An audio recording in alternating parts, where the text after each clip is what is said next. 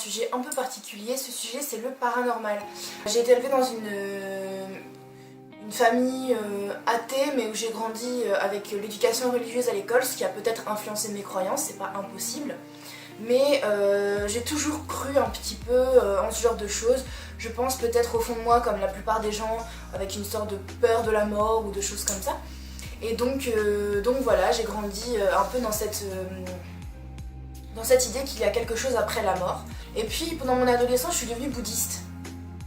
Enfin, bouddhiste, c'est un grand mot, disons que je récitais certaines paroles, que je m'intéressais à la philosophie bouddhiste, que je m'amusais, c'est pas le mot, mais que je méditais le soir dans ma chambre, etc. Aux fins de journée en fait. Voilà, j'essayais de me recentrer sur moi, j'écoutais beaucoup de musique inspirée de cet univers, de l'Inde, du Tibet, enfin tout ça. J'ai toujours été un peu passionnée par tout ce qui est le paranormal. J'ai toujours plus cru à tout ce qui est esprit, etc. que à tout ce qui est ovni. Tout a commencé en fait, je vais revenir à une expérience dont je n'ai pas eu conscience, mais visiblement une de mes premières expériences. Donc c'est quand j'étais toute petite, je sais pas quel âge je devais avoir, peut-être 4 ans, quelque chose comme ça. Et il se trouve en fait que une fois on a failli avoir un accident dans ma famille. C'est une armoire en fait qui est tombée sur à peu près tout le monde. Et donc en fait, moi quand j'ai eu cet accident, donc une armoire très lourde, les portes se sont ouvertes et je suis rentrée dans les portes. Parce que là vous allez me dire, merveilleuse coïncidence. Sauf que j'ai toujours dormi jusqu'à à peu près mes 11-12 ans avec mon frère. On avait une chambre donc, dans cette maison commune. Et à la base mes parents voulaient faire ma chambre en fait en bas, donc au rez-de-chaussée, dans ce qui servait de bureau et de petite bibliothèque. J'ai aimé cette pièce en fait, je me sentais toujours étouffée, seule. Je me sentais vraiment pas bien, j'ai jamais réussi à travailler dans cette pièce, je sentais des choses, j'avais l'impression des fois qu'on essayait de me toucher l'épaule, je me retournais, je pensais qu'il y avait quelqu'un, je pensais que c'était mon frère qui venait m'embêter, il y avait personne. Donc voilà, enfin... Et donc vous allez me dire pour le moment, mais on s'en fout en fait. C'est peut être des coïncidences, un courant d'air, sauf que c'était pas possible qu'il y ait des courants d'air, mais ça j'y ai réfléchi bien plus tard. Et donc voilà, et j'ai toujours dit à ma mère que j'aimais pas cette pièce. Ma mère m'a toujours dit aussi, ouais, je me sens pas vraiment à l'aise, machin. Et quand on a déménagé, elle a fait des recherches. Et elle a trouvé en fait que dans cet endroit, c'était la chambre en fait d'une vieille dame qui est décédée là. Et donc voilà, moi quand elle m'a dit ça, j'ai fait bon, d'accord. Après, elle et moi, on est dans l'optique d'accepter les... parce que comme on y croit, donc on est dans l'optique d'accepter que les énergies nous contactent, mais on n'est pas dans l'optique de les provoquer, c'est-à-dire que tout ce qui est séance de spiritisme et compagnie, je joue pas à ces jeux-là, c'est pas du tout mon délire, et donc voilà. Et ma maman en fait a déjà vécu des expériences que je ne vais pas raconter puisque ça ne m'appartient pas, donc voilà, mais pour dire qu'elle a vécu des choses assez particulières. Et donc on a déménagé dans une maison où je pouvais me réveiller jusqu'à 7 à 8 fois par nuit, ne pas savoir dormir, me sentir mal à l'aise, et à ce moment-là je cherchais pas d'explication. Je me disais c'est peut-être le fait que je ne dors plus avec mon frère, je n'ai plus ce sentiment d'être accompagnée, c'est peut-être que ça me perturbe. Enfin je me cherchais plein d'explications. Parce que quelque part il y a un côté rassurant hein, à croire à tout ce qui est paranormal du côté énergie, esprit, tout ça. Il y a un côté rassurant dans le sens où on laisse une trace ici, mais de l'autre il y a un côté un peu stressant dans le sens où on ne sait pas à qui on a affaire en fait. On sait que c'est une énergie, mais qui est-ce? On n'a pas d'identité. J'ai senti en fait dans cette maison une détresse, mais pas dans toute la maison, dans une partie de la maison. C'est-à-dire en fait à l'étage, on avait un étage. Et donc au premier étage, je sentais cette angoisse, cette détresse, sans savoir poser de mots dessus. Il m'arrivait de faire des rêves assez bizarres. Je me suis un peu renseignée sur le vécu de là où notre maison était, sur les terrains. Avant c'était des marais, donc je pense qu'il y a pu avoir des choses avant. Je sais pas si ça date de ça ou si c'est autre chose, j'en sais rien. Et il y a une fois quelque chose qui s'est passé aussi qui m'a vraiment perturbée. J'étais dans la salle de bain qui était au fond du couloir, donc c'était vraiment en forme de tube on va dire. Donc il y avait notre chambre là-bas et presque à l'opposé il y avait notre salle de bain. Et donc une fois il y avait personne à la maison et ben comme j'ai toujours fait quand il y a personne, le truc que je fais le plus c'est rester à la salle de bain et prendre mon temps pour me préparer. J'entends qu'il y a un problème sur mon ordinateur. Donc moi première réaction je me retourne pour savoir et mon ordinateur bloque. Et puis il y a des musiques qui changent comme ça, comme si j'essayais de cliquer sur plein de musiques. C'est l'époque où je commençais à m'intéresser à l'histoire de là où on habitait. Et du coup, ben, je me suis dit, je commençais à connaître le fait enfin, je commençais à savoir que les énergies en fait étaient capables de manipuler d'autres énergies. Et donc, je me suis dit, c'est peut-être quelque chose qui essaie de me parler. Et donc, il n'y avait vraiment personne chez moi. La connexion allait bien, mon ordinateur n'a plus jamais eu ce problème, j'ai jamais eu ce problème avec quoi que ce soit. Et ma souris n'était même pas placée sur la barre en fait, en dessous des vidéos, j'étais sur YouTube, il n'était pas placée quelque part, elle était loin. Parce que j'ai toujours eu un petit toc à ce niveau-là, c'est que je déplace la souris sur le coin de l'écran où on voit la vidéo qui passe. Et donc ma flèche n'a jamais été sur l'écran en lui-même. Et les trucs défilaient. Puis je me fais bon, d'accord. Puis du coup je me dis bah on va parler. Je vais essayer de parler.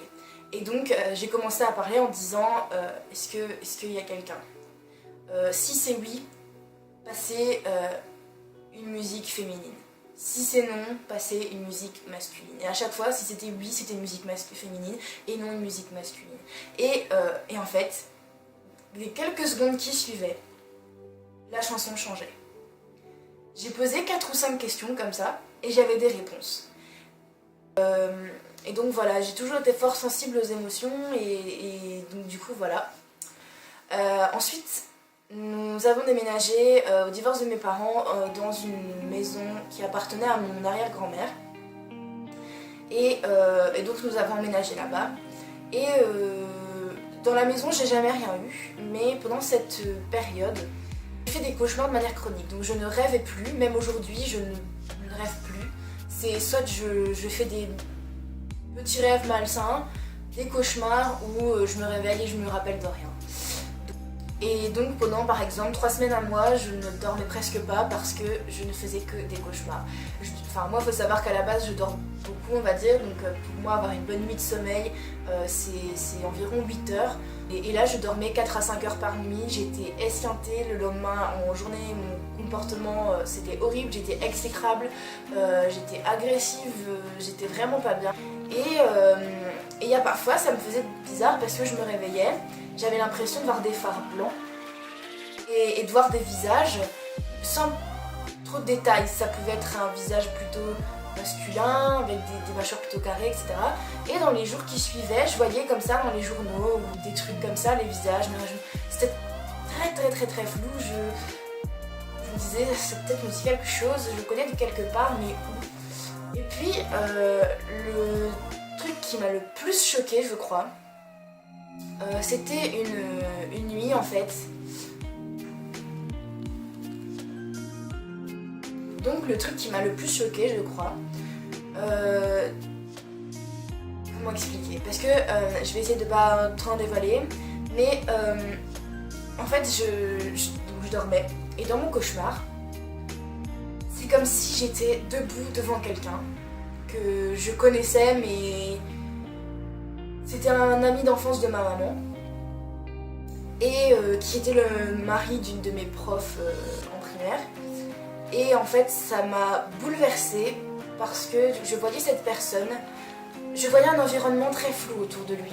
J'étais focalisée sur cette personne parce qu'en fait au début j'essayais de me tourner mais je ne pouvais pas en fait. Je regardais cette personne et mon attention était fixée par cette personne. Je me disais, fixe-toi sur cette personne sans raison, je ne savais pas pourquoi. Je voulais savoir où j'étais, je ne comprenais pas. Impossible. les yeux fixés sur cette personne, c'est pas moi qui choisissais. Et au début, j'ai pas fait attention à qui était cette personne, et cette personne était assise sur le bord d'un lit, en train de pleurer, la tête dans les mains, genre vraiment comme ça, et un peu courbée, et elle était en train de pleurer, mais beaucoup, et je sentais sa respiration, et en fait, plus je me concentrais sur sa respiration, ça n'a pas duré longtemps, hein, plus je me concentrais, ça s'est fait en un quart de seconde. Et en fait, j'ai senti comme un poids sur mon sternum, comme si on essayait de me craquer comme ça, et je me sentais oppressée, et puis je commençais à sentir des larmes sur mes joues. Et j'essayais de frotter avec mes mains, et j'arrivais pas en fait. Je sentais que je touchais ma peau, et il n'y avait pas d'eau, il n'y avait pas de larmes. Et je continuais, et je me fais, mais c'est quoi ce truc? Et je vois la personne en face de moi, tout doucement, qui retire les mains de son visage, et là je vois le visage de la personne. Et là, je me suis dit, sur le coup, j'ai pas pensé prémonition. Et je sentais que cette personne se sentait comme étouffée, qu'elle était triste et qu'elle avait comme une vision très, comment dire, avec des œillères en fait. Elle voyait d'une certaine façon, elle voulait pas regarder ailleurs, elle était fixée comme ça. Et je ressentais ce que cette personne ressentait sans pouvoir vraiment mettre de mots dessus. Et donc je me suis réveillée. Forcément parce que c'est pas agréable, d'autant plus quand on connaît le visage de cette personne. Mais je me suis dit, des fois on a des personnes dans notre rêve qui apparaissent et puis on se dit mais je l'ai vu pendant cette journée cette personne, ou j'ai vu quelqu'un qui connaissait cette personne, et je me suis creusé la cervelle, mais je sais pas d'où j'ai pu voir cette personne. Je me suis dit bon c'est pas grave, j'ai peut-être vu un sosie à la télé ou je sais pas, enfin bref. Et c'était, je sais pas compter, ça devait être 48 heures ou 72 heures après, donc 2 ou 3 jours. C'était un peu moins de 3 jours, je crois que c'était 2 jours et demi. Et ma mère était venue me chercher en voiture à la gare.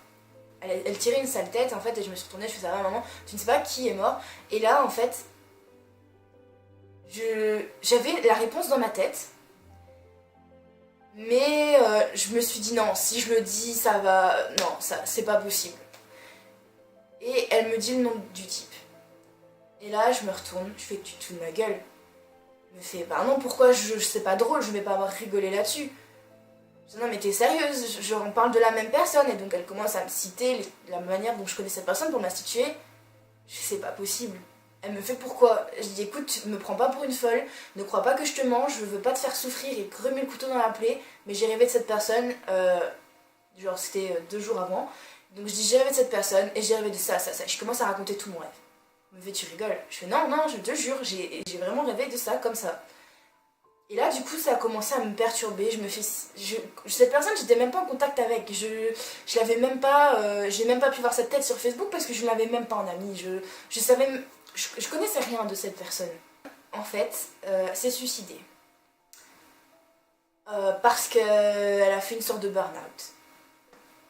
Et de par les sentiments que moi j'ai ressentis, ça m'a bouleversée parce que je me suis dit comment est-ce possible que je ressente ça et que si peu de temps après il se passe ça. J'ai pas compris. Ça m'a bouleversée. Je sais pas ce qui s'est passé, honnêtement. Ce qu'il y a eu un peu juste après aussi, c'était une amie de ma grand-mère qui n'allait pas bien et qui avait un cancer, si je me souviens bien. Et je savais qu'elle était dans un home, mais je me souvenais plus qu'elle avait un cancer, qu'elle allait pas bien. Elle a tellement de petites amies de quartier que j'ai pas fait attention plus que ça, je vais dire. Et enfin, c'est pas que je m'en foutais, mais je veux dire, il y a tellement de gens dans ce monde qui vont pas bien que j'ai pas fixé mon attention sur cette personne particulièrement. Et voilà, quand j'y pensais, je demandais de nouvelles, mais voilà. Et une nuit, en fait, donc j'étais chez moi, et j'ai rêvé, en fait, de ma grand-mère avec le visage, avec des traits, encore une fois, pas très distincts, parce que déjà, elle était plus loin. J'ai rêvé du corps de ma grand-mère avec la tête d'une femme. Mais je connaissais pas la tête de cette femme. Je veux dire, je me souvenais de son prénom, je m'en souviens plus aujourd'hui, mais je me souvenais de son prénom. Je me souvenais de à peu près son histoire, mais je ne me souvenais plus de sa tête. Cette personne, elle était en face de moi et j'ai essayé de la rattraper, j'ai essayé de lui prendre la main. je savais pas comment aborder, c'était très bizarre. Et là, je sais plus si je me semble que c'était le lendemain même. Ouais, c'était le lendemain. Quelques heures plus tard, donc je veux dire, je me réveille et tout, je me prépare. Et je vais chez ma grand-mère et elle me dit ah tu sais pas qui est décédé machin et là elle me raconte. Moi je fais même pas le rapprochement. Hein. Et c'était quelques jours après, je sais plus combien de temps. J'arrive encore chez ma grand-mère et là je vois un faire-part sur sa cheminée. Et je m'avance, je fais tiens le visage de cette femme me dit quelque chose. Elle me dit ben oui c'est elle qui est morte il y a quelques jours machin. Je fais ouais d'accord et puis je réfléchis et en fait j'ai eu un flash et c'était genre la femme dans mon rêve et le visage de la photo c'était pratiquement même dans le sens où dans le rêve c'était un peu plus flou et en mouvement mais c'était la même tête et là j'ai fait c'est pas possible et là je calcule les jours avec ma grand-mère et je me suis rendu compte que la nuit où j'ai rêvé de cette dame c'est la nuit où visiblement son énergie, son esprit a quitté son corps. Et donc la dernière chose, c'est dans l'appartement qu'on a avec ma demi-sœur, on a vécu des trucs un peu particuliers. En fait, comment expliquer? C'est pas des poltergeists. On est plus sur des manifestations électriques et des bruits. Et alors le truc qui nous a fait un peu flipper, moi j'ai déjà entendu comme des bruits de pas en fait dans nos escaliers, mais ça a jamais été, comment dire, ça a jamais été quelque chose d'agressif quoi. C'était pas, enfin moi j'ai entendu ça une fois peut-être. Enfin voilà. Et en fait, il y a une nuit où ma demi-sœur et moi, il était 3h du matin, et on s'est réveillés en même temps. On l'a appris le lendemain matin, mais bref, on s'est réveillés en même temps, et on a attendu comme si on jouait avec l'interrupteur en fait. Et le lendemain matin, elle me fait écoute, je dois te parler d'un truc, et là elle m'explique. Elle me dit vers telle heure, je me suis réveillée pour tel motif. Moi je la regarde, je fais blague. Elle me fait non, pourquoi? Je fais bah moi je me suis réveillée à la même heure pour la même chose. Il n'y a pas eu que ça non plus. D'ailleurs, en fait, je l'avais complètement zappé ce truc, mais tant que j'y suis, je vais le dire. Avant mon copain actuel, j'ai fréquenté quelqu'un. Et cette personne a vécu, en fait, elle avait des trucs bizarres pendant son enfance. Et cette personne a été exorcisée. Donc, il m'est arrivé de dormir chez cette personne. Et en fait, il y avait des traces de mains au-dessus de sa tête quand il dormait. On se réveillait le matin et il y avait des traces de mains comme ça au-dessus de... Plus je pouvais rester dans cet environnement, même pas forcément pour dormir, mais pour des après-midi, etc. Plus les mains semblaient en fait faire de mouvements. Il y avait plus de traces de doigts et ces traces se rassemblaient toujours plus autour de la tête, enfin, du mur qu'il y avait derrière la tête de ce garçon que j'ai fréquenté. Et donc, c'était assez particulier parce que j'avais l'impression justement d'être un intrus qui donnait des agressions en fait, qui provoquait des agressions comme ça. J'ai une capacité en fait, on va dire hyper émotionnelle à vivre ces choses. Mais le problème c'est que j'ai peur en fait de plein de choses, ce qui fait que par peur de ne pas savoir contrôler, ben en fait je fais rien. C'est aussi simple que ça, je me ferme plus qu'autre chose. Pour moi, tout ce qui existe dans la vie est un cycle, donc c'est impossible que tout s'en aille comme ça. Alors je pense que ces énergies restent quelque part. Alors soit... parfois, peut-être qu'elles vont dans d'autres choses, je sais pas, moi, des végétaux, voilà. Peut-être que parfois, elles continuent à errer quelque part. Alors, pour quelle raison, je n'ai pas encore d'idée, parce que je me dis, ça pourrait être des énergies, motivées par plus de positivité, on va dire, ou plus de négativité. Ce qui fait que ça donne un caractère aux énergies. Ou alors c'est encore vraiment une conscience pas perceptible par l'humain qui se manifeste comme ça parce que c'est encore une conscience qui existe et qui n'est juste pas perceptible. Je crois en beaucoup de choses, c'est un melting pot de beaucoup de choses. Je me dis que quelque part c'est une réincarnation qui existe, quelque part c'est des choses qui restent autour de nous, je sais pas, j'en sais rien du tout. Mais pour moi c'est clair et net qu'on ne peut pas partir comme ça. Pour moi c'est impossible. Je pense qu'on est dans une société, on a peut-être toujours été dans une société où on voit en fait, on croit seulement uniquement ce que l'on voit de manière très très réaliste, et quand quelque chose ne nous ressemble pas, on n'arrive pas à se projeter dedans. Je pense que ça vaut aussi pour ce domaine-là des sciences, donc le paranormal et la parapsychologie. Pour moi voilà, on a cette même peur parce que ce qui ne nous ressemble pas ne peut pas être nous, alors qu'en fait si, on a beaucoup de points communs je pense. Et c'est pour cette raison qu'il ne faut pas en avoir peur plus que ça. Pour moi, il faut garder son esprit ouvert, c'est pas quelque chose que j'arrive à faire tout le temps, mais je pense que voilà, ça se travaille, qu'il y a toujours des possibilités, et voilà quoi. J'espère que ce sujet vous aura plu. Voilà, je vous fais de très gros bisous, et surtout, gardez votre troisième œil grand ouvert.